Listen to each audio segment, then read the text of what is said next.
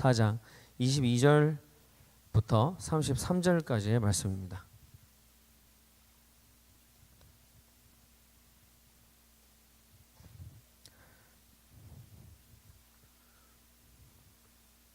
신약성경 24페이지에 있습니다.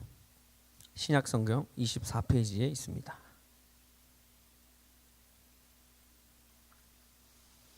네, 다 찾으신 줄로 있고요. 하나님 말씀 우리 다 함께 생명 있는 자의 목소리로 읽었으면 좋겠습니다.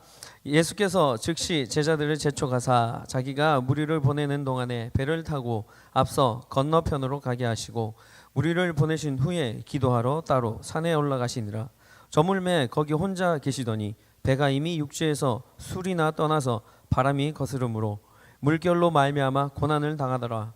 밤 사경에 예수께서 바다 위로 걸어서 제자들에게 오시니 제자들이 그가 바다 위로 걸어오심을 보고 놀라 유령이라 하며 무서워하며 소리 지르거늘 예수께서 즉시 이르시되 안심하라 나니 두려워하지 말라.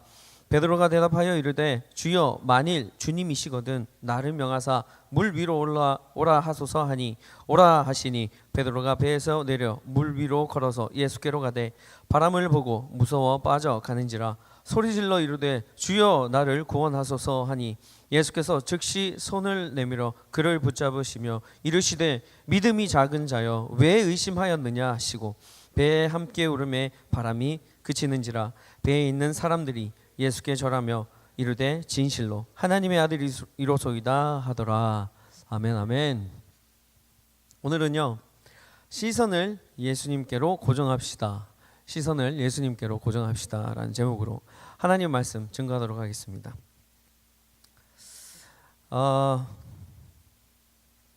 여러분 제가 TD를 다녀와서 목이 좀 상태가 좀 안 좋아요. 그래서 혹시 만약에 예민하신 분이 있으시면 좀 이해해 주시고 들어주셨으면 좋겠어요.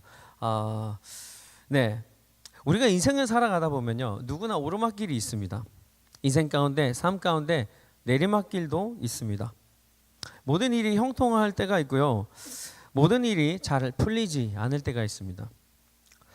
거의 대부분의 사람들이 아니 모두라고 해도 뭐 무방할 것 같습니다. 그런 모든 사람들이 인생의 이런 업앤다운을 경험하면서 삽니다.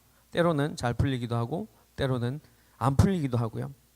방금 전까지 오늘 읽은 우리의 이 본문 이 방금 전까지 예수님의 제자들에게 어떤 일이 있었냐면 예수님께서 이 오병이어의 기적을 행하십니다. 오병이어 아시죠? 보리떡 5개와 물고기 2마리. 그래서 몇 명을 먹이셨죠? 네, 남자만 5,000명, 어린아이와 여자를 제외한 5,000명을 먹이셨다고 했죠. 그런 기적을 일으킨 그 예수님과 함께 이 제자들이 함께 있으면서 정말 사역의 꽃길을 걸어가고 있었던 것입니다. 제자들이 이 삶이 이 부귀와 영화를 누릴 수 있다고요. 오늘날로 말하면 그 모든 사람들을 다 모아놓고 오병이어의 기적을 베풀어주고 5,000명을 모으면 이 교회 성도님들이 5,000명이라는 얘기예요. 근데 여자 어린아이를 뺐다고 하니까 뭐 10,000명 정도가 되는 것이죠. 그런 사역의 꽃길을 걸어가고 있던 이 제자들이 느닷없이 갑자기 한순간에 풍랑을 만나서 바다 한가운데 갑자기 고난을 겪는 삶으로 변하게 됩니다. 인생에 오르막길이 있으니까 내리막길도 있는 것이죠. 이렇듯 누구든지요 예수님의 제자라고 할지라도요 그 어느 누구라도 인생 가운데 좋은 길 평탄한 길을 걷는 그 삶을 사는가 하다가도 보면 또 어떤 때는 이 바다 한가운데 이 태풍 몰아치는 이 태풍 가운데에서 고난을 당해서 이렇게 오지도 못하고 가지도 못하고 이런 상황들이 생긴다라는 것입니다. 그런데 이런 인생의 고난이 닥칠 때 이런 문제들이 닥칠 때 우리가 혼자 나 스스로가 해결하려고 하면 안 된다는 것입니다. 하나님께서 반드시 도와주시고 하나님께서 해결해 주신다라는 믿음 가지고 나아가야 한다는 것이죠. 그래야지 우리 영적 전쟁 가운데서 승리할 수 있다는 것입니다. 그래서 우리는 지난 2주 동안 출애굽기 당시에 출애굽 당시에 모세와 이스라엘 민족 앞에 닥쳤던 그 큰 문제였던 그 앞에 놓여졌던 큰 홍해를 맞닥뜨린 그 이스라엘 민족들 그들을 어떻게 하나님께서 인도해 주셨는지 그리고 그 거대한 골리앗 앞에 어린 소년 다윗이 어떻게 그 영적 전쟁 가운데서 승리하였는지 그것을 우리가 묵상해 보았습니다. 혹시 생각나십니까? 뭐라고 배웠습니까, 여러분? 문제 앞에 섰을 때 두려워하지 말아야 한다고 배웠습니다. 홍해가 앞을 가로막고 있다 할지라도 지금까지 구름 기둥과 불 기둥으로 인도해 주신 하나님께서 여기까지 인도해 주셨으니 앞으로도 이 홍해가 있다 할지라도 나를 인도해 주실 것이라는 믿음을 가져야 한다고 했습니다. 뿐만 아니라 이 앞에는 홍해가 가로막고 있고 뒤에는 애굽 군대가 쫓아올다 할지라도 그렇게 해서 우리가 인생 가운데 앞으로도 못 가고 뒤로도 못 가는 그런 꼼짝달싹 못하는 그런 상황이라 할지라도 하나님께서는 우리가 상상조차도 못하는 일로 인하여서 우리를 구원해 주신다는 것입니다. 바로 홍해를 갈라서 우리를 그 길로 인도해 주신다는 것이죠. 하나님만 믿으면 끝까지 지켜주신다는 것입니다. 하나님께서 책임지신다는 것입니다. 또한 영적 전쟁 앞에서는 여러분 제가 뭐라고 말씀드렸습니까? 철저히 하나님을 믿고 의지해야 한다고 했습니다. 그 거대한 골리앗 앞에 선 다윗이 철저히 하나님만 믿고 의지했던 것이죠. 문제가 크다고 해서 나보다 문제가 더 커 보인다고 해서 그 문제 앞에서 낙심하지 말아야 한다고 했습니다. 나의 계획을 내려놓고 겸손히 하나님께서 반드시 도와주신다는 것을 믿고 구해야 한다고 여러분들께 말씀드렸습니다. 자, 그러면 오늘은 우리가 어떤 내용을 묵상할 거냐면요, 고난 가운데 있던 그 제자들에게 예수님께서 무리를 친히 걸어오셔서 풍랑을 승리하게 하신 그 내용에 대해서 묵상해 볼 예정입니다. 사람들은 해결할 수 없는 그 고난과 그 문제들, 그 큰 문제들, 그 문제들을 예수님께서는 넉넉히 이기신다는 것이죠. 그리고 승리하셨다는 것입니다. 그리고 그 승리를 예수님께서 반드시 우리에게 주신다는 것입니다. 고난을 이길 힘을, 그 능력을 우리에게 허락하여 주신다는 것입니다. 자, 그렇다면 우리는 어떻게 바다 한가운데 그 떠있는 그 배 위에서 풍랑을 맞이하여서 이겨낼 수 있는지, 그 고난들을 극복해낼 수 있는지, 또한 우리 삶 가운데서 고난과 문제를 어떻게 승리할 수 있는지에 대해서 그 영적인 원리와 비결을 한번 알아보고 은혜 나누는 시간 되기를 원합니다. 자, 첫 번째로는요, 언제나 어떤 고난이 찾아와도 우리를 사랑하시는 예수님께서 우리와 함께 하신다는 것을 믿어야 합니다. 우리가 고난 가운데서 이기기 위하여서는 우리와 함께 하시는 예수님께서 우리와 언제나 함께 하신다는 것을 믿어야 한다는 것입니다. 여러분 혹시 이런 얘기 들어보신 적 있으십니까? 많이 사람들에게 알려져 있는 얘기라서 아마 한 번쯤 정도는 들어보셨을 것이라 생각되는데요. 어떤 크리스천이 죽어서 천국에 갔습니다. 그래서 거기에서 예수님을 만났는데 자신이 살아온 그 인생을 이렇게 쭉 돌아보니까 예수님께서 보여주셨어요. 이게 본 입고 있으니까 자신의 발자국 옆에 다른 발자국이 하나가 더 있는 거예요. 나란히 나 있는 그 발자국을 보고 그 크리스천이 예수님께 물었습니다. 예수님, 제 발자국 옆에 나 있는 그 발자국, 다른 하나의 발자국은 누구의 발자국입니까? 그래서 예수님이 대답하셨습니다. 그것은 나의 발자국이란다. 그래서 이 크리스천을 참 감동했습니다. 이 인생 가운데 힘든 여정 가운데 내가 지금까지 살아오면서 혼자 걸어온 게 아니구나. 예수님께서 나와 함께 하셨구나. 나와 동행하셨구나 라는 그 사실에 너무나도 감동했던 것이죠. 그런데 그 자신의 인생의 발자국을 계속 보다가요, 한 가지 의문점이 또 생겼습니다. 보니까 어느 순간에는 발자국이 하나밖에 없는 거예요. 두 사람이 있었던 그 발자국이 아니라 한 사람의 발자국만 찍혀 있었던 것이죠. 그런데 가만히 생각해 보니까 그 크리스천이 가만히 생각해 보니까 그때가 내 인생 가운데서 가장 힘든 시기였고 어려운 시기였던 것이죠. 그래서 예수님께 다시 한번 원망 섞인 목소리로 물어봅니다.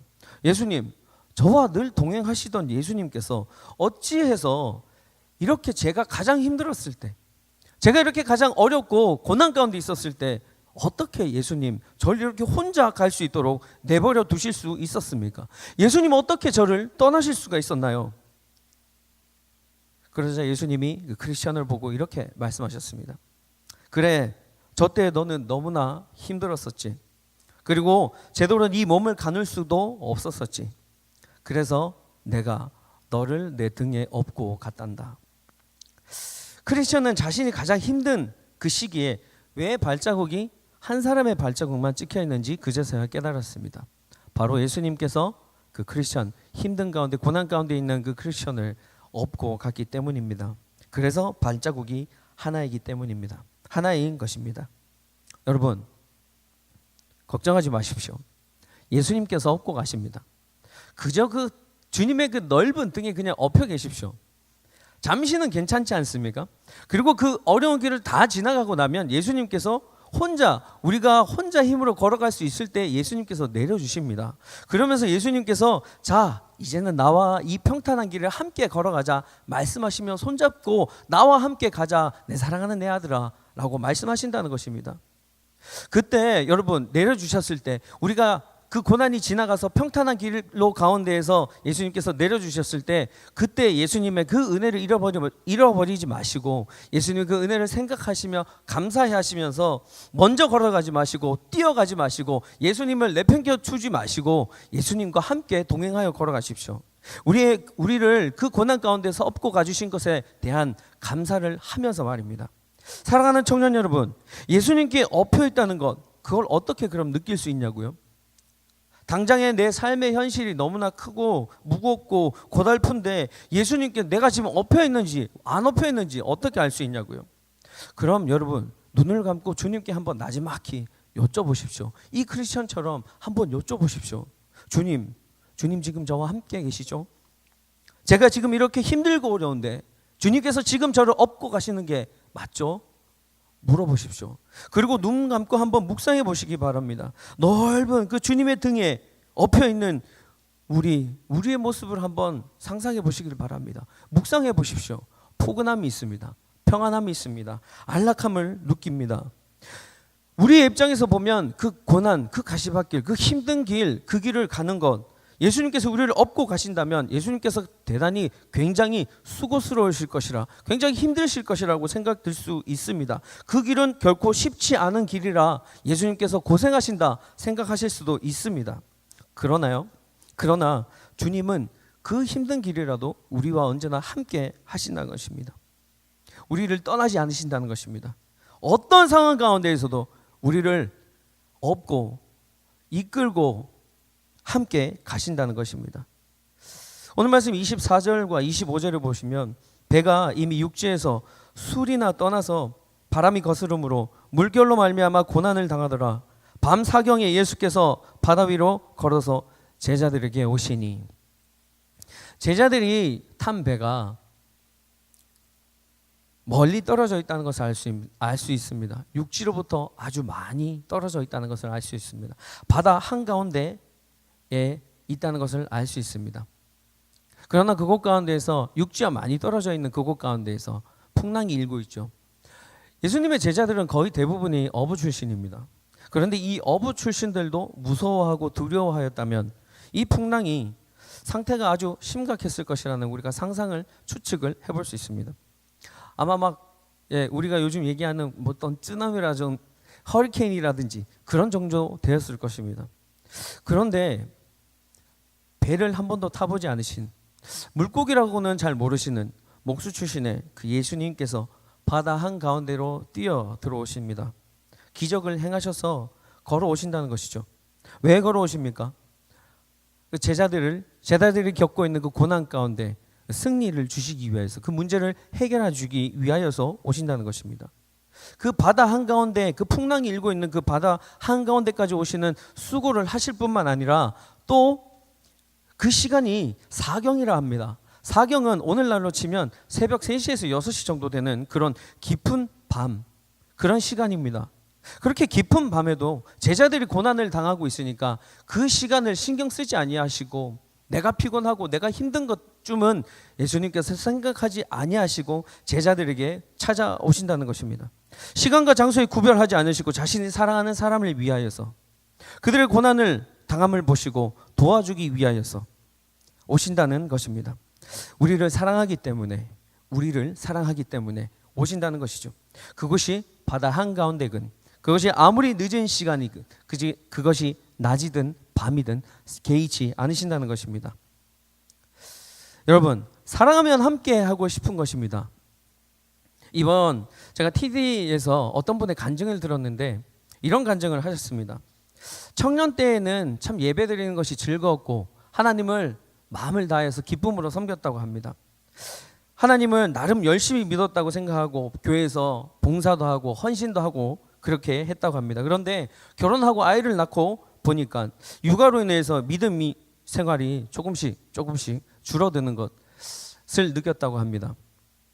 하나님에 대한 그 사랑과 열정이 떨어지는 것을 느꼈다고 합니다. 그런데 그 TD 프로그램을 하는 중 이분의 간증이었는데, 어떤 TD 프로그램에서 하나님에 대한 사랑에 대해서 묵상하는 시간이 있었습니다. 그 묵상하는 시간에 이런 생각을 했다고 합니다. 내가 내 아이를 밤에 재우기 위하여서 그 아이를 안고 재울 때, 아가야, 아가는 엄마는 아가를 사랑한단다. 너도 엄마를 사랑하지? 라고 생각하는 그 순간 하나님께서 동시에 장면을 오버랩 시켜주셨습니다. 그러면서 마음 가운데 이런 음성이 들렸다고 합니다. 그래, 그것이 내 마음이야. 그것이 내 마음이야. 나도 널 사랑하고 있단다. 나도 너와 함께 있고 싶어. 라는 그 마음의 감동, 그 음성을 들었다고 합니다. 그래서 그 자매님은 이렇게 깨달았다고 합니다. 사랑하면 함께 있고 싶은 거구나. 주님께서는 나와 이렇게 함께 있기를 간절히 원하고 계시는구나. 여러분, 그렇습니다. 예수님의 사랑도 이렇습니다. 예수님의 마음도 이렇다는 것입니다. 예수님께서도 우리를 사랑하시기 때문에, 예수님께서도 제자들을 사랑하셨기 때문에 그곳이 바다 한가운데든, 그곳이 새벽 3시든 6시든 신경 쓰지 않으시고 개의치 않으시고 오셔서 우리가 겪고 있는 그 풍랑을, 우리가 겪고 있는 그 문제를 잠잠하게 해 주신다는 것입니다. 예수님과 함께 배에 오름에 바람이 그치는지라. 예수님과 함께 오를 때, 배에 오를 때 바람이 그친다 했습니다. 내가 혼자 스스로 있을 때, 나를 의지하고 있을 때는 바람이 계속 붑니다. 그러나 예수님과 함께 있을 때는 바람이 그친다 얘기하고 있습니다. 예수님과 함께하면 우리를 괴롭고 하고 힘들게 하는 그런 태풍이 멈춘다는 것입니다. 그런 바람이, 그런 고난이, 그런 문제가 없어진다는 것입니다. 어떤 상황 가운데에서도 예수님께서 우리와 동행하신다는 것을 믿으면 예수님께서 우리를 도와주신다는 것입니다. 우리의 문제를 해결해 주시는 것입니다. 내 앞에 풍랑이 있는 그 바다를 잠잠케 하시며 주님께서 우리와 늘 함께 해주시는 것을 믿고 언제나 고난 가운데 승리하는 삶을 사시는 우리 청년 여러분 되시기를 주님의 이름으로 간절히 축복합니다. 자, 그런가 하면요, 둘째로 오직 예수님만 바라볼 때 우리는 바다 위를 걸어갈 수 있습니다. 오직 예수님만 바라볼 때 우리는 바다 위를 걸어갈 수 있습니다. 오늘 말씀 29절에 오라 하시니 베드로가 배에서 내려 물 위로 걸어서 예수께로 가되. 육지에서 수리나 떨어진, 그러니까 한 3마일 정도 떨어진 그 바다 한가운데 그들이 풍랑으로 인하여서 고난을 당하고 있습니다. 오도 가고 못하고 있는 그런 상태가 된 것이죠. 3마일이라면요, 육지로부터 3마일이 떨어졌다면 그 바다의 깊이가 꽤 깊을 것입니다. 깊을 뿐만 아니라 그곳에는 태풍이 오고 있다는 것이죠. 그리고 어둡습니다. 달도 보이지 않고 별도 보이지 않습니다.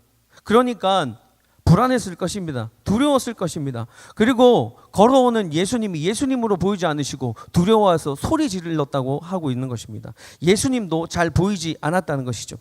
그런데 그 깊은 바다 한가운데에서 베드로가 예수님께서, 그런 상황 가운데에서 예수님께서 오라 하신 그 말씀을 의지하여서 영적으로 눈을 뜨고 예수님만 바라보고 나아가니 베드로가 바다 위를 걸어갈 수 있었다는 것이죠. 요즘 조회가요, 걸음마를 배우고 있습니다. 제가 조회를 이렇게 딱 세워놓습니다. 조회는 제 딸입니다. 조회를 딱 세워놓습니다. 그리고 몇 발자국 뒤로 가죠. 그리고 이렇게 앉아서 팔을 벌리고요. 조회야, 일로 와봐. 아빠한테 와봐. 아빠한테 올 수 있잖아. 잘 걸을 수 있지? 우리 조회 잘 걷지? 라고 하면 그 말을 알아듣는 것처럼 한 번씩 웃습니다.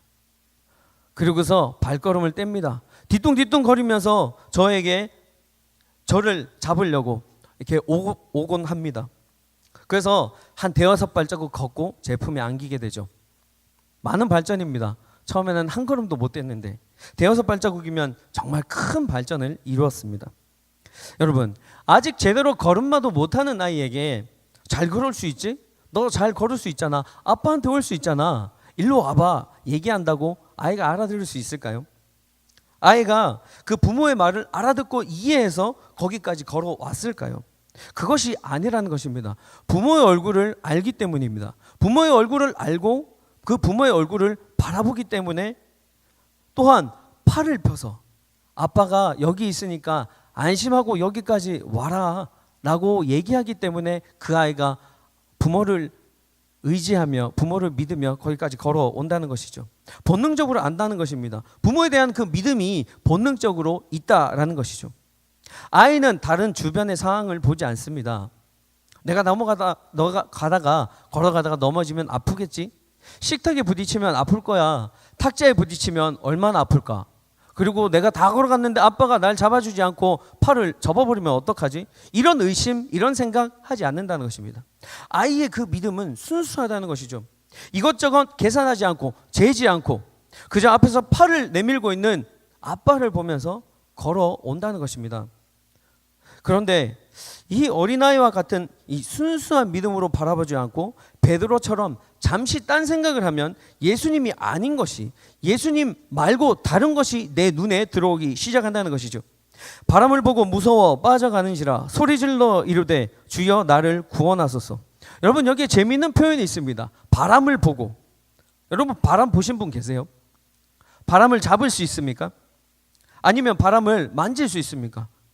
바람이 여기서 불어서 저기로 가고 있네 라는 것을 알 수 있는 사람이 있습니까? 베드로는요 영적인 눈을 뜨고 예수님만 바라보며 나아가야 하는데, 그랬어야 하는데 자신을 삼킬 듯이 달려드는 그 태풍을 보고 그 바람을 보고 그 풍랑을 보고 불안해서 두려워서 떨었던 것이죠. 눈으로 볼 수도 없고 만질 수도 없는 그 바람을 보고 두려워했던 것입니다. 그런 의심하는 마음이 베드로 마음속에 들어오니까 그만 바다로 빠져갔다는 것이죠. 여러분 바람이 불 때 우리는 알 수 있습니다. 무엇을 보고 알 수 있습니까? 흔들리는 나뭇가지를 보고 바람이 불고 있구나 라고 알 수 있습니다. 그것처럼 베드로가 바람이 많이 불어서 파도가 거세지고 배가 흔들리는 것을 보고 그가 바람이라는 것을 알 수 있었던 것이죠. 그 상태가 심각하니까 더 두려워했을 것입니다. 이러다가 내가 죽을 수도 있겠는데, 이렇게 깊은 바다 가운데 내가 왜 이렇게 나아가지? 아무것도 믿을 것이 없는데, 내가 믿고 비빌 언덕이 없는데 왜 나아갔을까? 배에 타고 있어도 살아있을까? 살아남을까 말까 한데 나는 왜 내렸을까? 이러다가 내가 죽는 것 아닌가? 온갖 이런 걱정거리들이 베드로 마음속에 있었을 것입니다. 머릿속을 채웠을 것입니다. 그런 의심하는 마음과 두려운 마음이 있었을 것입니다. 오라! 그렇게 말씀하신 예수님의 그 말씀을 믿음의 눈으로 바라보지 못하고 온전히 믿지 못했던 것입니다. 온전히 믿지 못하고 두려워하니 그는 그만 물속으로 빠졌던 것이죠.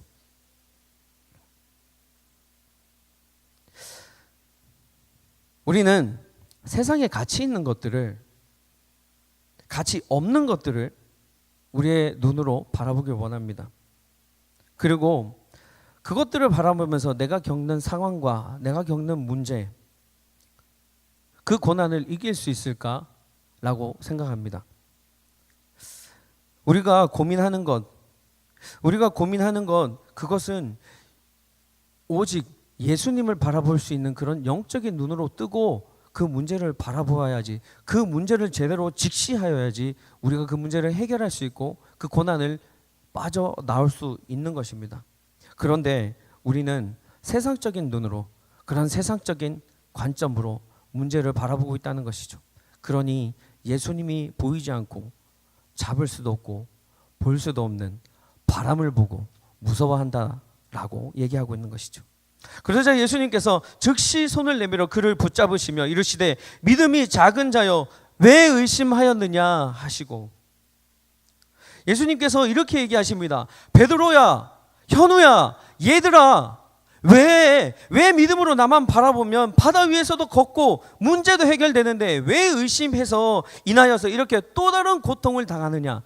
바다 가운데에서 풍랑만 해도 힘든데 왜 나를 의심해서, 내가 너를 걷게 해줄 수 있는데 나를 의심해서 바다 가운데로 너는 빠져들고 있느냐? 왜 너는 굳이 사서 고생하느냐라고 말씀하시는 것입니다. 여러분, 우리 앞에 아무리 큰 문제가 있다 해도요, 우리는 예수님만 바라봐야 하는 것입니다. 예수님을 바라보지 않고 다른 것을 보게 되면 문제는 해결되지 않습니다. 몸과 마음은 갈수록 더 연약해집니다. 그렇게 하여서 또 다른 문제가 생깁니다. 또 다른 문제가 생기고 이제는 작은 문제라도 아주 크게 보이고 그저 눈물만 나고 우리가 해결할 수 없는 것 같고 왜 이렇게 내 삶 가운데에서는 풀리지 않는 그런 숙제들만 많은 거야 라고 자신의 삶을 비관할 수 있게 된다라는 것이죠. 히브리서 12장 2절에 보면 이렇게 나와 있습니다. 믿음의 주요 또 온전하게 하시는 이인 예수를 바라보자. 사랑하는 청년 여러분, 우리의 믿음의 대상이 되시고 또한 우리를 온전하게 해주시는 예수님만을 바라봄으로 언제나 고난 가운데에서 승리하는 삶을 사는 우리 YDC 청년 여러분이 되시기를 주님의 이름으로 간절히 축원합니다. 여러분, 말씀을 정리하겠습니다. 우리는 언제나 어떤 상황 가운데 처하게 될지라도 예수 그리스도께서 우리와 함께 하여 주시고 또한 강하고 능하신 주님께서 우리를 반드시 도와주신다는 것을 잊어선 절대로 안 되는 것입니다. 바다의 거센 풍랑 속에서 고난을 겪던 제자들, 그들을 친히 찾아오셔서 걸어오시면서 나다 안심하여라 라고 말씀해 주셨습니다. 예수님께서 우리와 언제나 어느 때든지 함께 하신다는 그 풍랑이 있는 바다 가운데에서 그 늦은 새벽 가운데 그 밤 가운데에서도 예수님께서 우리와 함께 하신다는 것을 알아야 한다는 것입니다. 절대 예수님을 의심해서는 안 됩니다. 예수님의 제자들은 기도하러 산으로 가셨던 그 예수님께서 바다 한가운데로 고난을 겪고 있는 그 제자들 자신들에게로 찾아올 그런 예수님이라는 것을 그 상황이 아니라고 생각하였던 것입니다. 육지로 멀리 떨어진 곳 그 바다 한가운데까지 예수님께서 걸어오실 것이라는 생각조차 못했던 것입니다. 그러나 여러분, 그렇지 않습니다. 언제나 어디서나 어떤 상황 가운데서도 우리와 함께 하십니다. 우리와 늘 동행하고 계십니다.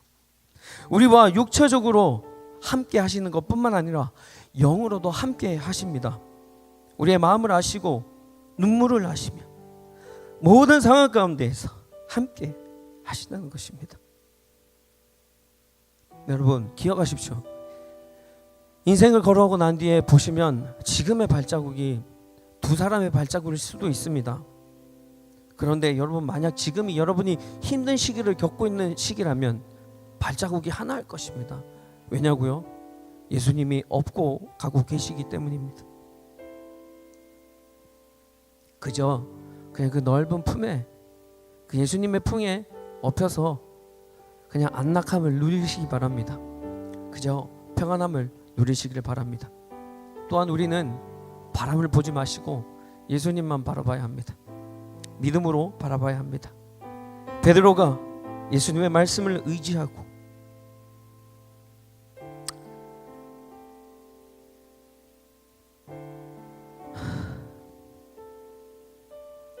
예수님만을 바라보며 나갈 때는 바다를 걸어갈 수 있었습니다. 그런데 한순간 의심이 찾아와서 예수님만을 바라보지 못하고 그는 바람을 보았던 것입니다. 보이지도 않는 그 바람을 굳이 보았던 것입니다. 세상적인 눈으로 예수님이 해결해 줄 수 있을까 의심하는 마음, 그런 마음이 들어왔던 것입니다.